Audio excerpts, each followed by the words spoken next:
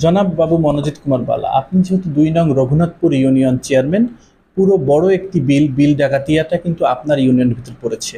এই বর্ষার মৌসুমে বিল ডাকাতিয়া তলিয়ে যায়, বিভিন্ন মানুষের সমস্যার কারণ হয়ে দাঁড়ায় এবং প্রচুর পরিমাণ ক্ষতির সম্মুখীন হয় ডুমুরিয়া অঞ্চলের মানুষ। এক্ষেত্রে সরকার কি কি পদক্ষেপ গ্রহণ করলে এই সংকট নিরসন করা সম্ভব, আপনার মতামতটি জানাবেন। আমার এই বিল ডাকাতিয়াটা বাংলাদেশের দ্বিতীয় বৃহত্তম বিল। এটা হচ্ছে খুলনা টু চুকনগর যে রোড, এই রোডের উত্তর পাশে ফুলতলা এবং অভয়নগর পর্যন্ত বিস্তৃত যশোরের। এখানে বিল ডাকাতের সহ আরও 25টি বিল আছে ছোট ছোট। এর এখন পানি সরার একমাত্র রাস্তা হচ্ছে শৈলমারি গেট, কিন্তু শৈলমারি সুইচ গেটের বাইরের পাশ, যেটা খুলনা রূপসা থেকে আপার শৈলমারি পর্যন্ত 15 কিলোমিটার, এটা সিলটেড হয়ে গেছে পলি দ্বারা।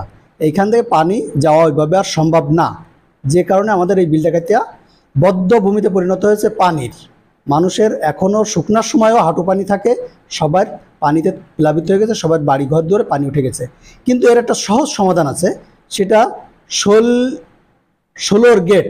এই যে আমাদের এখান থেকে খুলনা থেকে এসেই ষোলোর গেট, এই ষোলোর গেট থেকে খুলনা গল্লামারি, যেটা ময়ূর নদী, এই ময়ূর নদী পর্যন্ত অনলি 2.5 কিলোমিটার রাস্তা।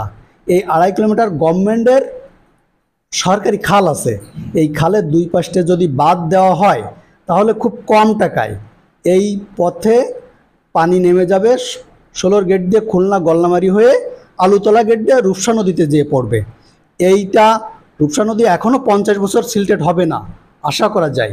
এই 50 বছরের ভিতরে কোনোভাবে এই বিল ডাকাতের পানি বন্দি থাকবে না এবং মানুষ সুন্দরভাবে এই ধান চাষ করতে পারবে, মাছ চাষ করতে পারবে এবং মানুষের জীবন উন্নত হতে পারবে।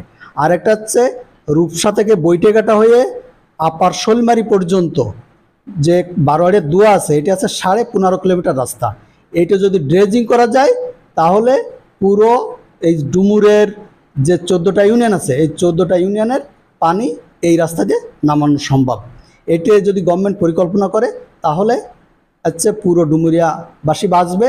আর বিল ডাকাতের জন্য ষোলোর গেটের থেকে, এটা হচ্ছে কালীতলা গেট বলে, কালীতলা থেকে ময়ূর নদী পর্যন্ত, মানে বাইপাস যে সড়কটা আছে, এই সড়ক পর্যন্ত দুই পাশে বাদ দিলে সর্বোচ্চ 5 কোটি টাকা খরচ হতে পারে, তার বেশি লাগবে না। কিন্তু গভর্নমেন্টের এই প্রচেষ্টাটা করতে হবে, পানি উন্নয়ন বোর্ড এবং আমাদের সরকারের।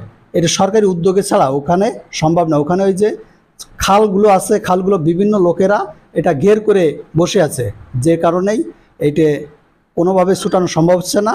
আমি বিশেষভাবে সরকারের দৃষ্টি আকর্ষণ করব আমাদের এই বিল ডাকাতের মানুষদের পানিবন্দি থেকে মুক্ত করার জন্য।